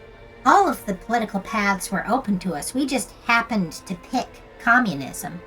But if Harry originally had all his stats and all his skills at maximum, then, well, he might not have ever really been a communist, but he was certainly an intellectual who was good with rhetoric. He might not have been a moralist, but he was certainly an empathic person. He might not have been a fascist, but he was a creature of instinct. And he might not have ever been an ultra-liberal, but he was certainly a really cool guy. And you'll recall in all the descriptions of all the skills, if you get them too high, they all have drawbacks. Even at his peak, this man would have been a nightmare to live with. And he's certainly not any better now. This won't be an argument. It will be emotional and true. Listen, please, it helped me realize I can't let you go because loving you is impossible. You're like a star I should follow. A long sigh. 1 millennia in the making. Apricot-scented chewing gum brushes your cheek. Just the smell of it, thankfully. I am not a star. I'm a confused young woman eating your mind. There are no stars. There is no light. There will be no future. There is only this intersection, and the aerodrome, where I must go, incessantly, brutally, utterly without redemption or hope. The star has gone out. She cannot rekindle it. You cannot rekindle it. There is nothing within or below matter. Just the dull no of a mind made up. Just like 4 billion others. I am so sorry. But you said I have a vast soul and you will always come back to it. We both said a lot of things. We were very young. It was her. I can feel it. I can see it in her tender long fingers, in her wrists. Her hand wrote it, said those things. Actually, you didn't say it. You wrote it in a letter, a handwritten letter. I kept it in my paperwork. As Queen Regnant, I write a lot of letters. She brushes a strand of white hair out of her eye. You need to recite it to her. For effect. All of it. No summaries. I have it right here. Let me refresh your memory. Let's take a trip down memory lane. Start reciting. Please, Harry. I just don't have time for this. Every morning when I step out and you're asleep behind me, I find a little piece of sadness in me. I carry it in my chest down Voyager Road. Every step I take, it grows, until by the time I reach the fuel station, it has filled me completely.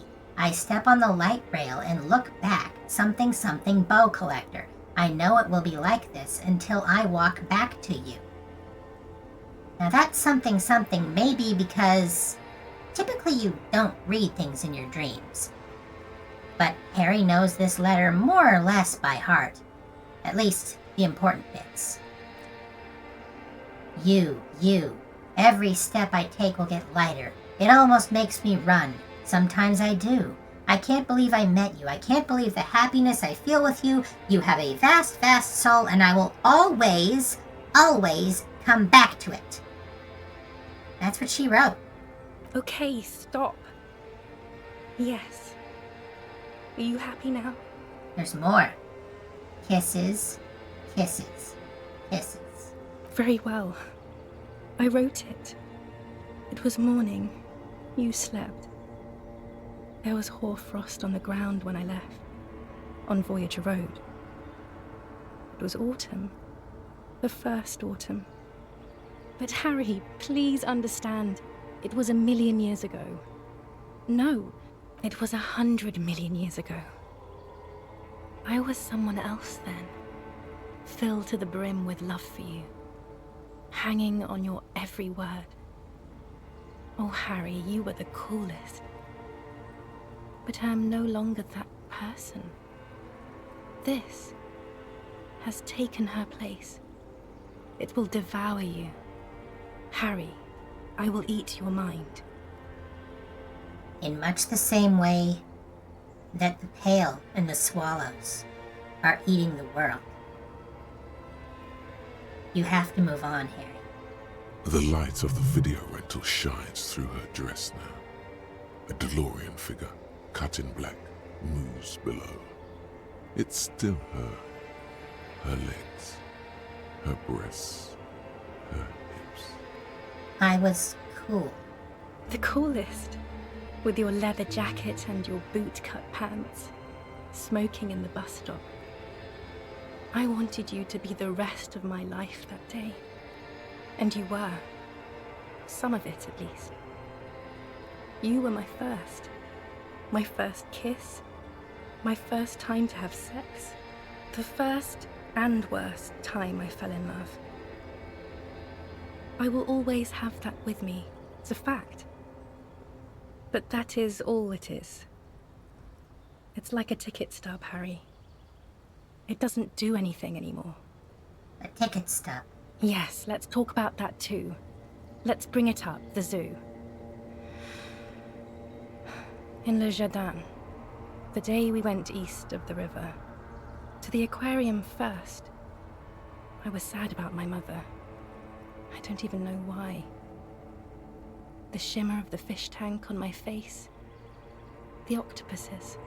It was just a day then, but to think. Were we there now, you could touch my hair, kiss me. Talk to me about anything, go virtually anywhere in the world. Not like now. Now our interactions are limited to pain and regret. That's sharp and precise. You're so sharp. No, it's all you. I always loved you for it, but it could not save us. It could not make me stay. In the end, your mind just told you precisely how bad things are. And who would want to stay around for that? Can't you turn back to the person you were? I can see her in you, under the gown and that wreath. And my crown of immortality. No. You scared her out of me. With your crying, the awful time we wound up having. And the cheap rental flats you could afford. Can't you see? I can never think you're cool again. I can only think that way about new people. A cheap rental with mold on the walls and the tap dripping. Now this is interesting, and it ties into our communist ideology. We can blame economic disparity, or we can accept that communism won't help us. And it won't, so I'm not going down that route. Nothing will. I've been poisoned by newspaper and news. All I can do is scream at them and think of her secretly. A refuge in political ideology to hide from what your subconscious knows is what the thing you're really upset about. Where is this Voyager Road? It's here. We are on Voyager Road. At the end of it, 300 meters from the stop. We used to come here to rent videos. The house. There. You could not pay the electrical bill. It became a lightless tomb. The years you spent training for the militia, my parents' money, it was not good. Much like Morel bankrolling a futile investigation for the Insulindian phasmid off of the money that his wife got for her accident. Harry was only able to go through the training to pursue his dream of becoming a cop because during those years of training, where he wasn't earning very much money, he and Dora were living off of her parents' upper middle class income. And that goodwill burned its way out. I have to imagine her parents were not pleased with the man she hooked up with. There was a bow collector, a light rail, streetcar number 42. That is the light rail that took me to Coron, to school and work. Every morning. It's the same stop I met you at, Harry. 100,000 million years ago. That number keeps growing, huh? No human being should still remember the position of atoms such eons ago. It must feel unnaturally sad. A sadness so ancient, it is shared even by archaebacteria. What now? What happens now? What is the next thing we talk about? Is there really anything left? If not, we can always repeat one of the things we have already talked about. Talk about it again. If you do not feel like doing that, you should let me go to the aerodrome. Don't let her. Don't let her go there. You should redo the topics. Go over everything. The things you didn't say before, too. Make it go on and on. I know you still love me.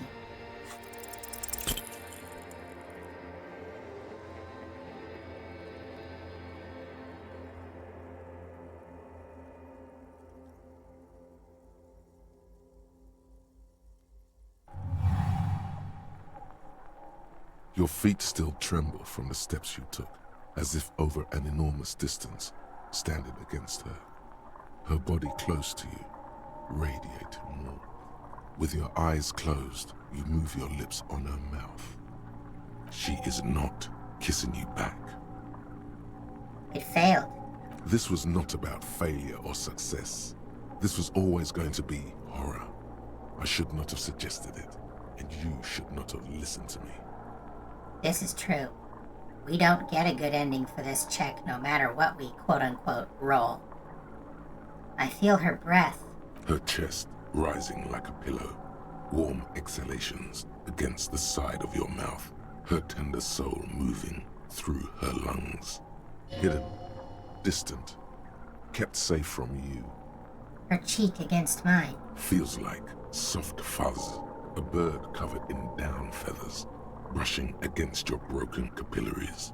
The world's most precious material, reserved for those she lets close enough to feel it.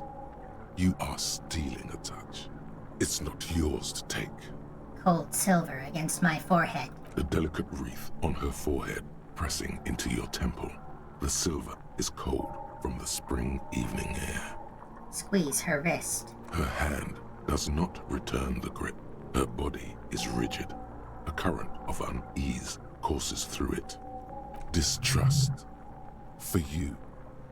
The curve of her spine, her shoulders hunched. She keeps herself stiff, her center guarded from your motions, unresponsive to your guidance. Move your mouth. Nothing, just pillows against you.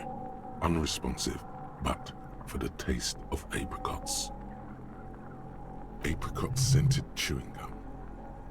I do want to mention I would not have chosen this path if this were canonically a real person, but we're in a dream, so... I mean, still not a great look. Come on, Harry.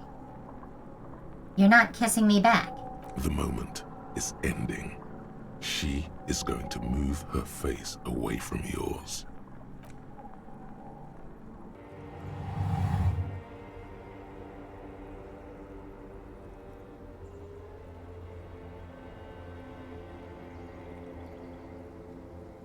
Trying hard not to look at you. When she withdrew and you held on to her hand, she tried not to look at your face and see the expression there. Brother, you should put me in front of a firing squad. I have no words for how I failed you. You didn't kiss me back. She breathes out heavily, as if something painful has passed through her, and shakes her head. Say nothing. Stand there like a useless dildo. She shakes her head one more time. The evening wind rustles her hair, blowing old newspapers and fast food wrappings down the street. Why didn't you kiss me back? Why did you do that to yourself? You know I don't cheat, Harry. I never cheated on you. You're the apricot chewing gum scented one. No, I'm just Dora. That's it then. No, Harry. Not yet. There is one more thing you have to see. She slides her hands down her chest and onto her lower stomach and smiles. I'm pregnant. It's not mine. Of course not. She looks down at her belly, then up into your old eyes. I terminated yours. Don't you remember? You poor fuck. Poverty-stricken fuck.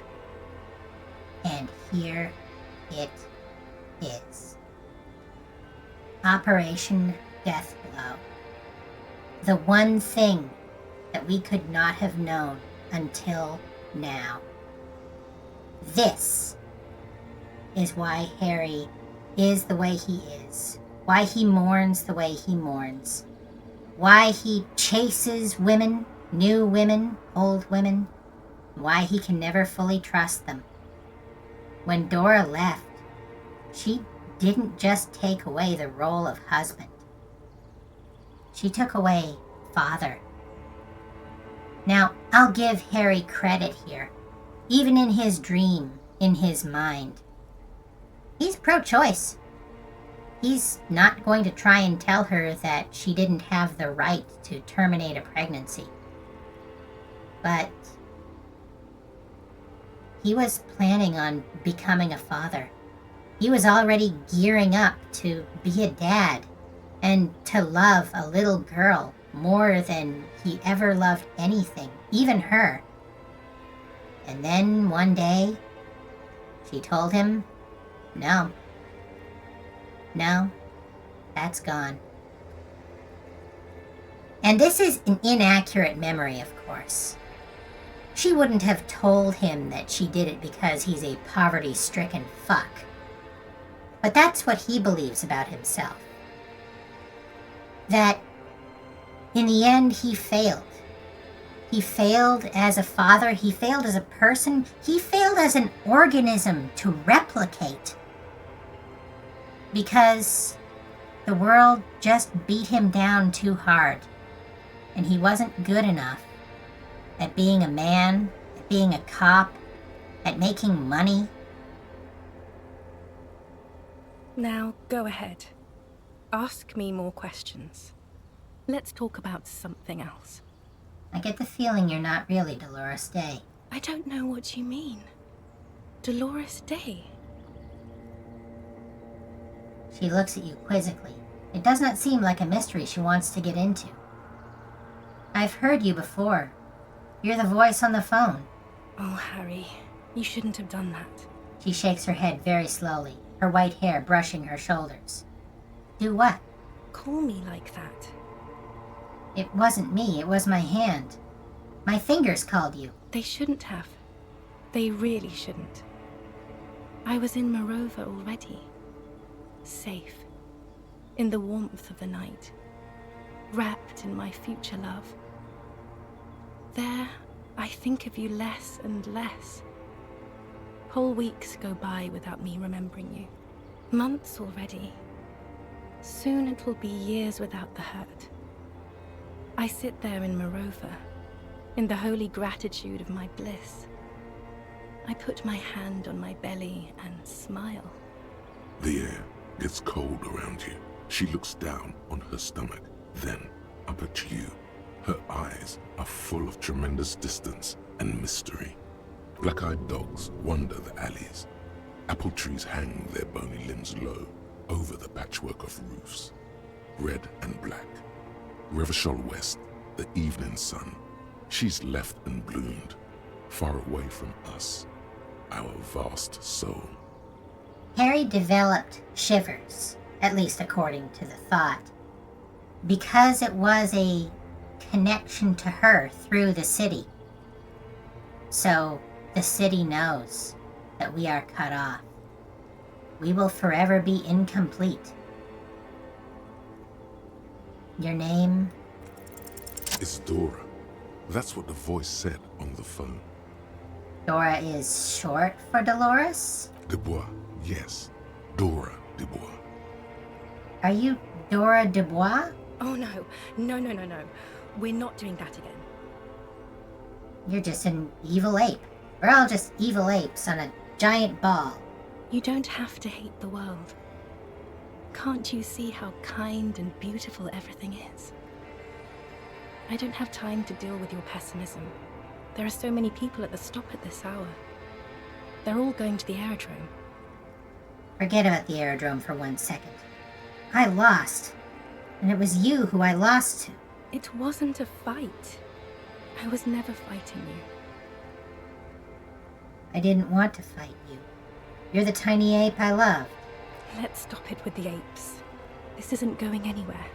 You told her you loved her. She has to feel something. Now, on second thought, you're Dolores Day, Queen Regnant of the territories of Mundi and Insulinde, and nothing else. Yes, Harry. I am. Things have gotten much better for me, now that I am the ruler of the known world.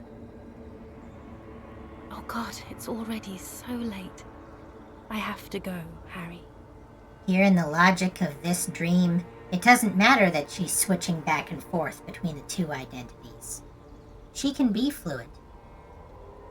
A tiny golden watch with red straps around her bony little wrists. Don't go. I have to, Harry. Really, I've already missed the 8:30. Her fingers wrap gonna go around now. the big handle. I was wrong. You don't have power over her anymore. You shouldn't have said that.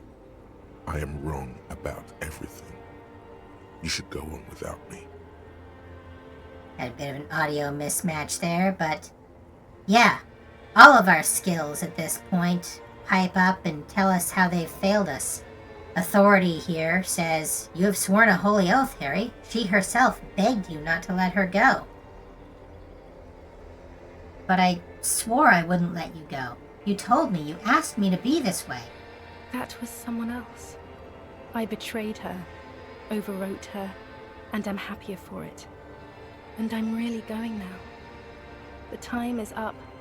I must be on the 10:20 flight. Will we ever see each other again? I won't see you, but you will see me. How can that be? Oh, Harry. This is a dream. Can't you see? I'm already in Morova by now. Who knows how long ago this happened? A year? 2? 5 years ago? How will I see you again, then? Right here, tomorrow night. Once this dream starts happening, it keeps happening. 3 times a week, at least. And Harry, it really, really looks like it started happening again. There's the video rental. I'm suffocatingly beautiful. And young. And I smell of tutti frutti chewing gum. Like I did that time when I asked you for forgiveness. After leaving you the first time. So long ago. This is why we drank so hard we erased ourselves. We were never escaping our present. Our present sucked, sure. And there was a lot that we needed to get away from. But Harry was trying to destroy his past. He was trying to get away from this recurring nightmare. This dagger to the heart that he experienced every single night. Remembering when his daughter went away. And when his wife, the queen of the world, abandoned him and abandoned Revachol. He is an open wound because every night in his sleep he takes a cheese grater to the stump and can never heal it over. But this is intolerably bad. Oh yes, this is real darkness. It's not death or war or child molestation. Real darkness has love for a face. The first death is in the heart, Harry. Again, he's kind of being an unreliable narrator and a little bit narcissistic here. I would say that death and war and child molestation are real darkness, not being sad that your wife left you. But in his head, this is what the reality is. And this is why he lost himself to both work and drugs and all his other delusions and personas. Apocalypse Cop, Art Cop, Superstar. All of those were a defense mechanism. Anything to not be this. See you tomorrow. And now we're back. We've finally healed enough. We've finally restored enough that we have to be this again.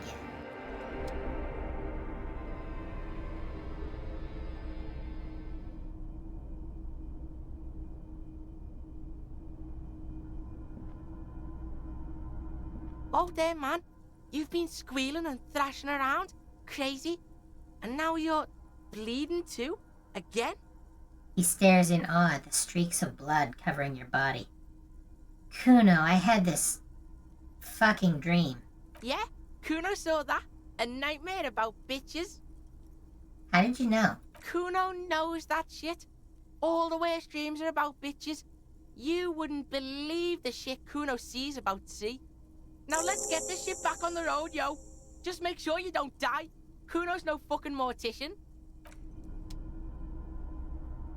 Now before we end off, I want to show you the last reason, the important reason, why I'm keeping this timeline.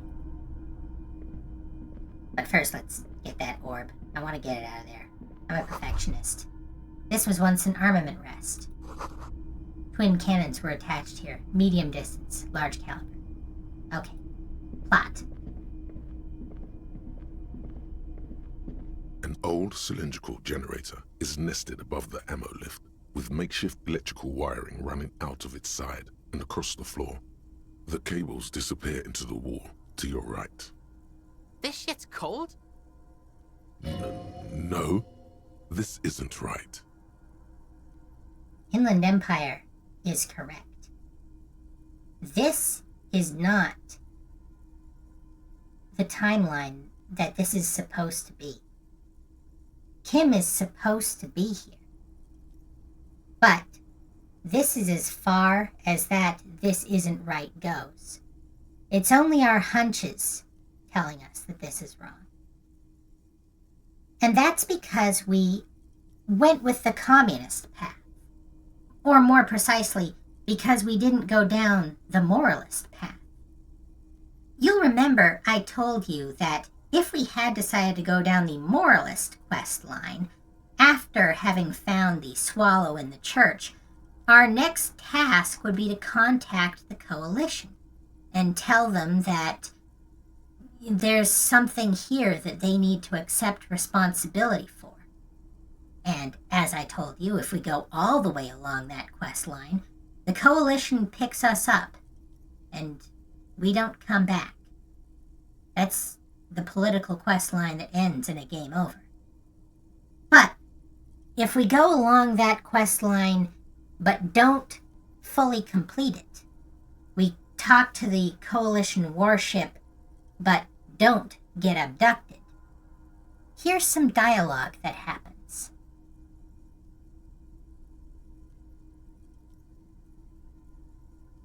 When we're up on the horse, using it as a giant antenna to contact that airship, we hear a little duplicate audio where Kim says, "It's cold now." And then Kim Actual says, "I didn't say anything." And then in the headphones he says, "It's been a long winter, long and cold." That bit of dialogue is coming from entropinetic interference. The swallow bringing in information that shouldn't exist, in a way slingshotting around the swallow through the pale. The swallow, if you can think of it as a black hole that eats information rather than matter, can have things pass around it. That's why we heard that 100-year-old recording from Tricentennial, why there's so much what they call entropinetic crosstalk. But the key is, that piece of information doesn't come from the past. It comes from the future. If we arrive here with Kim, we get this bit of dialogue, where Kim actually completes the loop and says, "It's been a long winter, long and cold." If you'd heard that before, you share a spooky moment where you look at each other like, whoa, did that really happen? Now, if we had heard this on the Moralist playthrough, and then come here and not heard it, that would officially be a paradox, which would mean that this timeline we created would be invalid. That's one of the reasons why dimensions need multiple timelines. I have a whole lecture that I could do about this. I'm not going to. But this timeline would not work, and the whole point of it would be invalidated if there was something wrong with it. Of course, in the same way, if we heard that piece of dialogue from the future and then we were abducted by the moral intern, that timeline would also be invalidated. But this rare timeline, well, our hunch doesn't like it, but it's technically not a paradox, so we should be good. Pour fuel into the tank. The boy helps you out, holding the canister up to the fuel tank as you tilt. Dark brown, viscous fluid pours out, and the room fills with a chemical smell. There's a red starter switch on the side of the cylinder and a start rope on the other side. Kuno flicks the switch. Pull the rope. The recoil start wakes the old generator up instantly.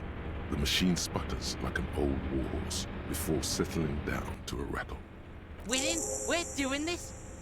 Where do these wires lead? Downstairs into that console we saw, and then to the rest of the room. Yeah, electrical shit. Tap on the side. The tank is far from full, but there should be enough inside to keep it going for a day. Neat.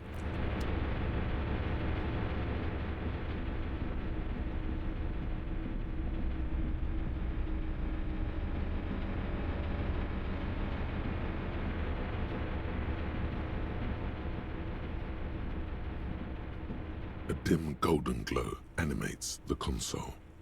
faint, like a ghost light. Urgence, over, reads one dial key. Allumer reads another. Ah, shit! It's on! Turn emergency, open! Let's hit the other ones first. Push light interior. The lighting in the room turns on with a sizzle, a dim ambient orange. Slide radio dial. The dial slides under the dusty glass, dark and silent, despite the power being on. You make out defunct stations on the UKV frequency. The words, failed insula, are written on the band. An idea lights up in your head. We don't need Suna. You're right. You're not a circuit bender. You don't know about these things. Turn emergency open. The door comes screeching to a halt. Behind it, you see a hole in the concrete wall, where light shines in.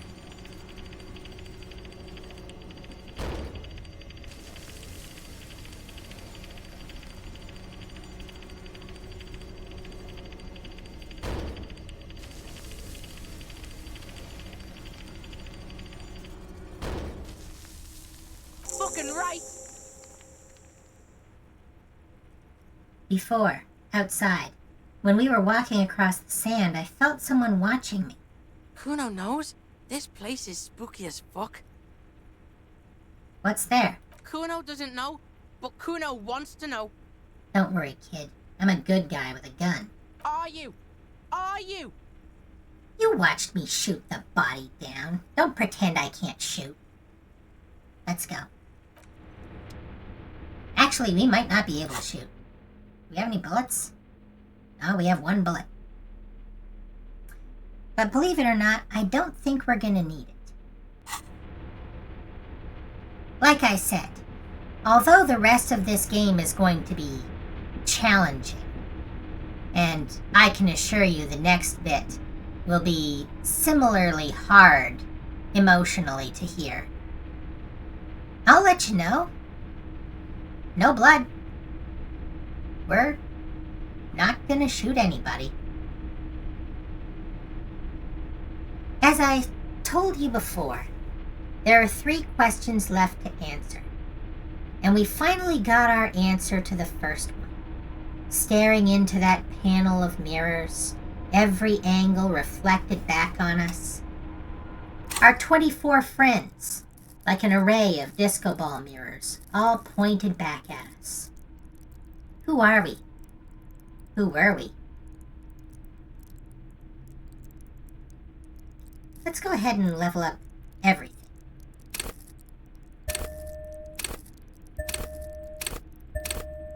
There. 1 point in everything. And you know what?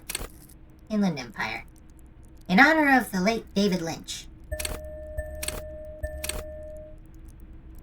Might as well.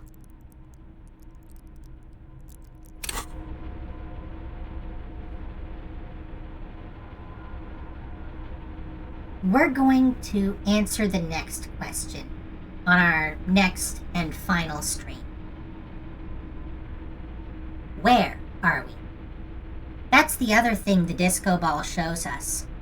Angles on every part of the dance floor, every part of Revachol, and the central question that we came to Martinez to answer.